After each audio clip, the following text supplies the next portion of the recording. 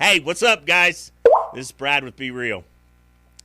Hey, I want to. This is a good one today. And do me a favor, please watch till the end. There was a thought that I had, something that happened to me when I was in my teens, and it just kind of rabbit holed and evolved into this that I'm going to talk about today. And I promise you, it's going to be great. It's going to be uplifting, and I want to keep reminding you. That you can click on a webpage that's called BeRealWithBrad.com. And that page is available for anybody. Yeah, it's available for a personal. Some of you would like to talk to a person. Like I had a text from a friend the other day who took a picture of the webpage and said, "Hey, what if I just need a little pick me up?" Hit the calendar, man. Hit the funnel. Just get on the deal. Not everything is about a monetary gain in my life. My whole deal, I tell you guys all the time, my whole deal is trying to get to more people and help more people. And today's a good one. And another thing, this is not one of those ploys that, sometimes you see these YouTube clips or TikTok deals and it says, watch till the end. But I really have a cool story to help you envision what I'm trying to say. Actually, this today is several what I feel like are cool stories to illustrate thoughts and illustrate ideas that I'm trying to communicate to you. Some are from my life, some are things that I've read. Anyway, enough about it.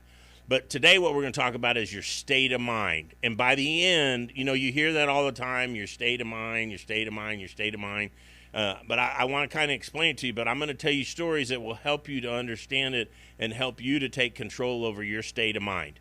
And some of it I have some notes on, so I don't want to act like I'm trying to sneak that I'm reading something because I can't remember all this.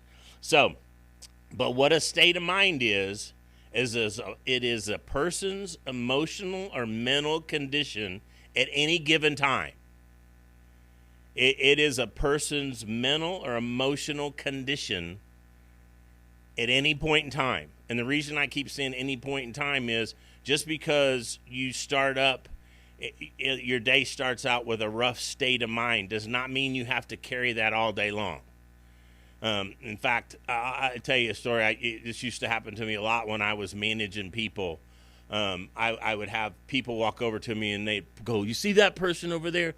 They just ruined my day." I'm like, "No, bro. No, they didn't ruin your day.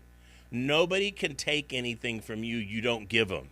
So if you have a positive state of mind, I'm going to explain to you how you can condition that to continue to have that positive state of mind. And I'm going to tell you something, guys. This is not one of those deals I'm great at, and I'm trying to tell you, you need to be as good as me. This is something I struggle with on a daily basis.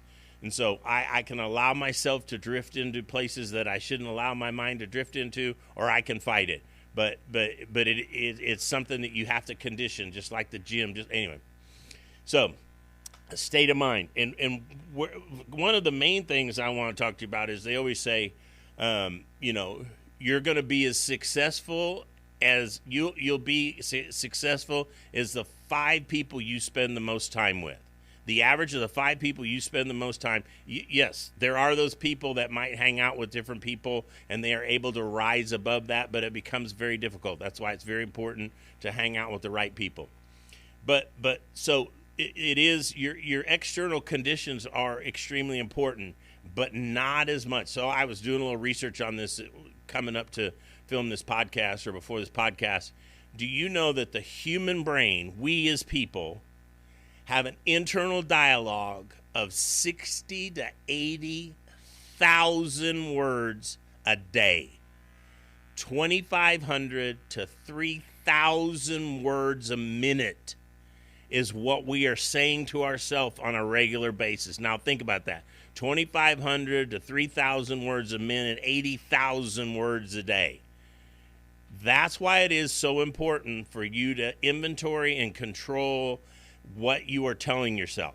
And I'm gonna give you some great illustrations here in a second. And watch to the end because I've got a great story at the end of this deal.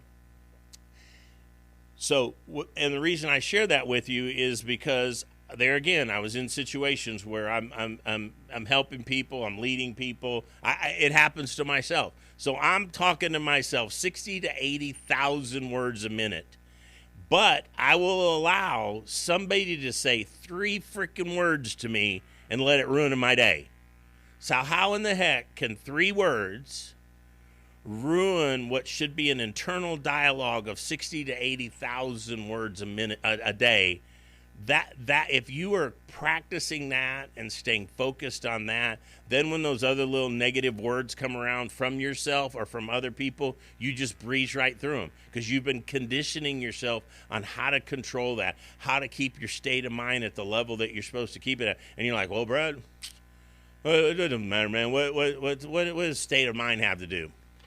Let me tell you, your state of mind controls your emotional well-being, which means, are you happy? Are you sad? Are you joyful? Are you anxious? Are you angry? Your state of mind has a large impact on your relationships. So basically, your internal dialogue has a huge effect on the external product that you are producing. And that internal dialogue will create people that will want to become attracted to you, not just physically or beauty-wise, but attracted to you as a person. Your internal dialogue either repels people or it attracts people to you. It all comes from how you look at yourself and how you're talking to yourself. I can't tell you how important it is. And I'm telling you, I'm crap at this at times. I'm not good at this. So part of the reason I'm doing this is to encourage myself. Career success. A large part of your career success has to do with how are you talking to yourself. I'm sorry, it is what it is.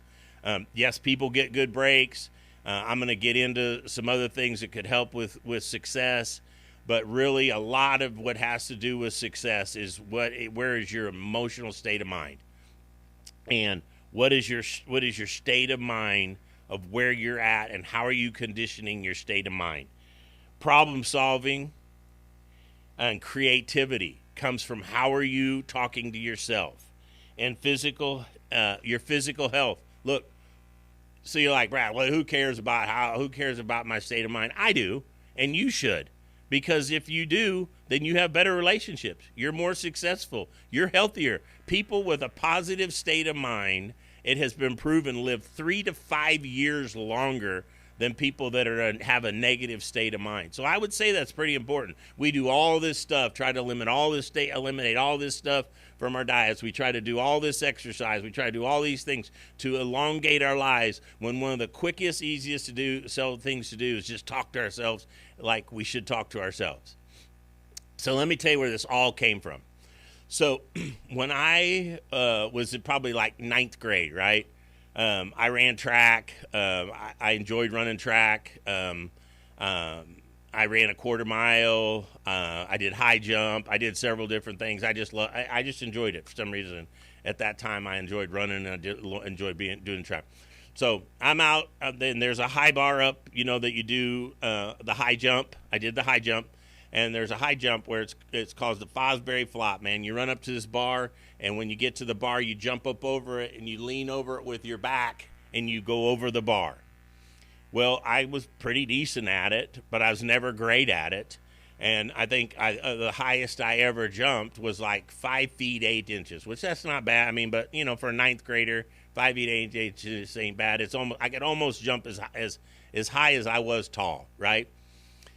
So I'm out at the jump pits, what it's called, and the bar's out here, and I'm out here, and I've got my back to the bar, and I'm standing there joking and being funny and, not paying attention. I know y'all are shocked, but all of a sudden my Coach Repligo, yells, Brad, it's time for you to jump. Go and jump. It's your turn. And so I get rattled, and I just turn around. And I just start doing my normal motion towards the jump. And when I go to jump, all I see is, okay, there's the jump. There's the bar, which they know what to set it on, which is the best I've ever done. That's what I kept trying to do, was to try to do the best I'd ever done. So I run up to this bar, and I did it like that. It was a split second. I ran to the bar, saw the bar, knew that they knew where to set the bar, went up. I go, oh, this is going to be a little harder than what I think it needs to be. But my mind saw the bar, my body calculated that, and I cleared that bar, just like I always do. The place goes crazy because it was 6 feet 3 inches. It was 7 inches taller than I'd ever jumped in my life. 7 inches taller than I'd ever jumped in my life. Because I didn't know how high the bar was. And so when my state of mind kept telling me, hey, Brad, the best you can do is 5'8", 5'8", 5'8", then all of a sudden they set the bar. I run to the bar. I go over the bar. I cleared the bar. We all celebrate. Let me tell you something. And I'm just going to be real with you. Never did it again. Even though I knew I could clear it, I was never able to do that height again. Because I had a state of mind. I had conditioned my mind to only be able to do a certain level. That's why it's so important to work on your state of mind, and to believe and to try and to push your limits.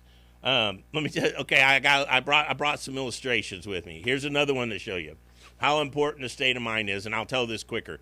So I was reading about this. I read it before, but so the common house flea, the common flea that's on your pets or whatever, the common flea can jump 7 inches tall, and they can go a distance of 13 inches on average.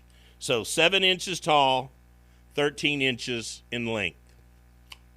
So I was reading up on this, but you can take a group of fleas, and you can put that group of fleas in a box that's only 2 inches tall.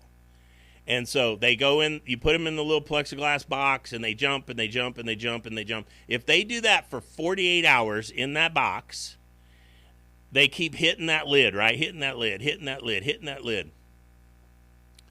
And then the box is 2 inches this way, so that's all the further they can jump vertically or laterally, and they can only jump 2 inches vertically.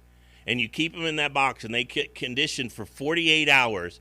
When you let them out of that box, they will never, ever jump more than 2 inches again in their lives.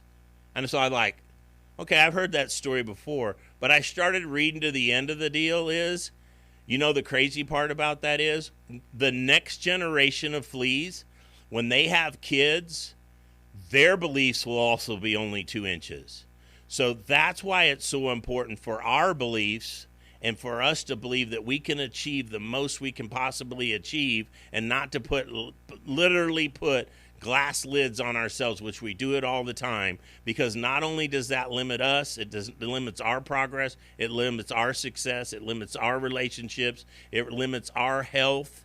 It not only limits ours, but it has an effect on the next generation. You can pass those beliefs on to the next generation. That's why that's so important. Once I read that, I was like, oh man, I got to share that deal. So I had like I said, these are going to be all different stories. I had this good friend of mine. He was a mentor of mine. His name was John Wilson. He was a sales manager with the company that I used to work for. Great guy. When I was younger, I used to be into doing, I loved lawn work. I used to own my own landscaping business. And, occasionally I'd go over to John's house and talk to John. John would come to my house. Great guy, right? So I go over to John's house, and I'm like, John, your yard, we had a little competition going, who could have the nicest yard. I go, John, your yard is amazing. He's like, yeah, it's amazing. And I started looking around, and I go, John, you don't have any weeds in your yard.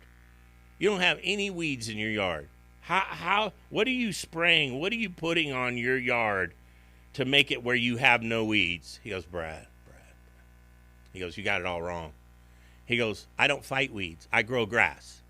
He says, and if I grow the grass strong enough, I don't have weeds. And it was like, that's what I'm talking about when I'm talking about your mental state of mind. If you're focusing on growing positive, you don't have weeds, because the positive chokes out the negative. And so I completely changed. I never worried about another weed, never sprayed another weed as long as I was doing my own yard. All I did was to strengthen the grass that was in my yard, and if I strengthened the grass in my yard, it choked out the weeds that were in my yard. Now think about that for a second in your life. If you focus more on your positive, the human mind can only think of one thing at a time. And if you're focusing on the positive, then it chokes out the negative. And so like if you're in this place, you're like, Brad, okay, well, what do I do? Because, hey, we all get into those situations sometimes of feeling of this hopelessness, right? And there's 3 things that I want to encourage you to do. no matter what it is. Start where you're at. Use whatever's around you. Start where you're at. Use whatever's around you and do whatever you can. That's all you can do. Is we all have a starting point, and all of us have a different starting point. And so, but the only thing you can do is that's the only thing you can do. What do I do? Well, you get up today, you start where you're at, you look around, see what assets you have that you can use to move yourself forward, whatever it is, whether it's physically, emotionally, spiritually, whatever it is. What's around me? What can I use? What assets can I use? And you have assets around you. I promise you do. And then you could do whatever you can do. There's a famous guy that was owned a huge insurance company. He goes, all you can do is all you can do. All you can do is all you can do. And if you get to the end of the day and you can literally tell yourself, I did all that I could do, then you won. That's a success right there, okay? Okay, let me read this to you because I should have had this memorized, but I did. In one world, effort is a bad thing. It's like failure means you're not smart or you're not talented. If you were, you wouldn't need effort. So that's one world. One world is effort's a bad thing where you trying too hard and people say you try too hard, you're an overachiever. And, also like failure is a bad thing. Failure is not a bad thing. Failure just means you tried something that didn't work. Failure is actually a good thing because you can learn more from a failure than you can a success. We've talked about that before.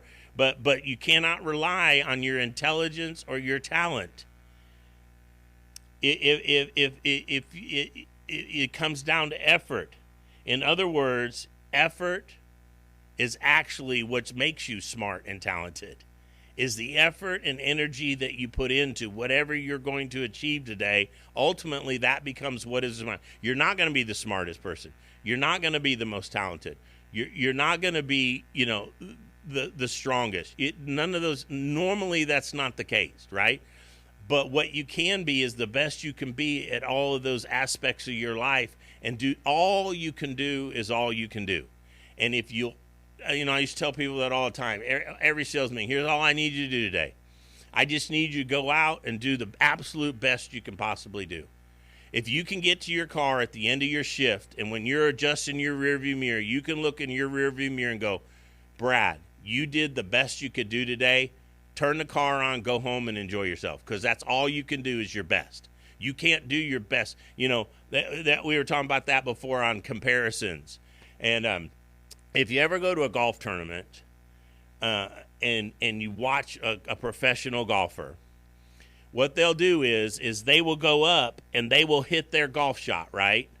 And then when the next person goes up to hit their golf shot, they look down at the ground or they put their back to them, not to be disrespectful, but they don't want to compare themselves to that person, and they don't want to pick up any bad habits or pick up any tendency that person doing, because the way that they swing and hit the golf ball works for them. It ain't going to work for me. So you shouldn't be comparing yourself to anybody anyway. All you can do is all you can do. And you have to take the assets that you have that are closest to you, use those assets to do whatever you can do to move yourself forward.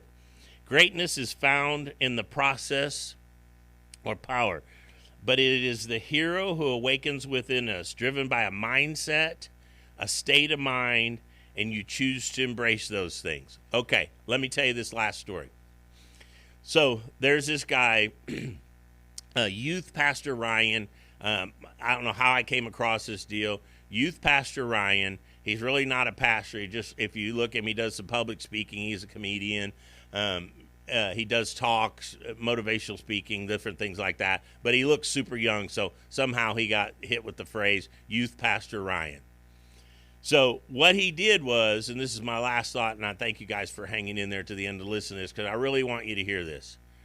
This is when I read this, is like, this is what I want my life to be more like. This is what I want to do more in my life. This is why I'm trying to do what I'm doing.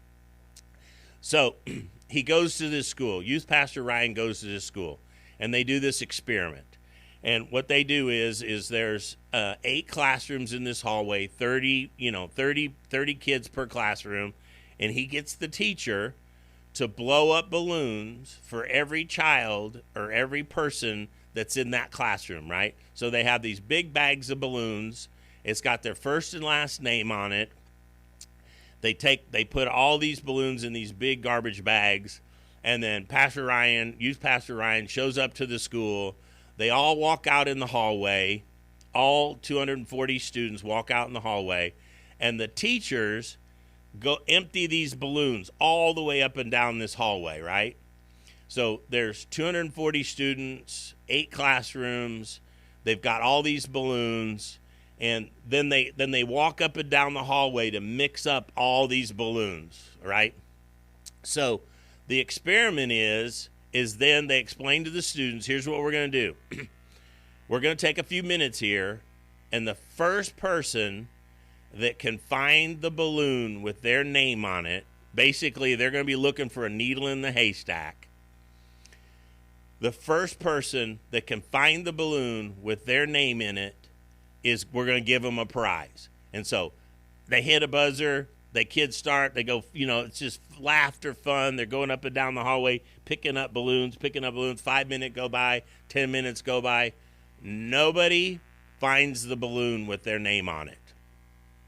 So they hit the buzzer again, tell everybody stop the experiment. They do a different experiment. Here's the next experiment. This is what I'm encouraging you, why I'm encouraging you to do something nice for other people, and I'm going to explain it to you why it is, which ultimately ends up helping your state of mind. I deal with it all the time. I get overwhelmed with things. I get things that have become overwhelming to me. And what I have found for me is the quickest way for me to feel better and have a better state of mind for me is to reach out to somebody else to help them with their state of mind. Then I walk away. As I lift other people, so too am I lifted. So back to the experiment in the hallway. So they put all the 240 balloons in the hallway. All the kids line the hallway. The teacher gets on. He explained, Youth Pastor Ryan explains, okay, now here's what we're going to do. What I need each student to do, it had their name, first name and last name, in the classroom that they were in. So I said, here's what I need you to do. I need every student to pick up a balloon, and when you pick up that balloon, I need you to read the first and the last name in the classroom, and I want you to walk that balloon. You pick up one balloon, you read the name on that balloon, you walk that balloon to the person that's name is on that deal. Within 10 minutes, the hallway was empty. Within 10 minutes, the hallway was empty. You want to know why? That this whole chaotic situation of everybody trying to do it on their own, 240 people fighting against each other, 240 people scrambling against each other, 240 people. No, it took one person to pick up one balloon, to do one act of kindness, find the other person, walk over, hand them their balloon, and within 10 minutes, the hallway was empty, and there was peace and calm. And the rest of the exercise was, after you find that balloon and you go over and you hand it to that person, try to find out or get to know that person better and learn something about them you didn't know. It completely changed the whole grade, the rest of their lives that they were in school, that one experiment, because they were able to see what one little act of kindness can do and how one little. So basically it comes down to us helping just one person for just a few minutes makes the whole world less chaotic. I'm telling you, if the whole world would do that, whole analogy right there, the whole world becomes less chaotic. There's less stress, less anxiety. We're not in it by ourselves. We're all working in this deal together. So I'm going to recap this deal. State of mind is so important. Not just important, but it's important for your health. It's important for relationships. It's important for your success. Like me in the high jump deal. If you don't control your state of mind, you're going to hit a glass lid, okay? You're going to only be able to achieve so much. Your body and your life will never go anywhere that your mind cannot see it going. Your body, your life will never go anywhere that your mind can't see you going first. That's why it's so important. And it is extremely hard for anybody to be successful unless they can envision themselves being successful first. And anybody can do it. You know how you do it? Start where you're at. Use what's around you and just do whatever you can do today. Hey, guys, go have a great day. Remember, be real with Brad. If I can help you in any way, hit that calendar. Let's talk about it for a second. Thanks for everything.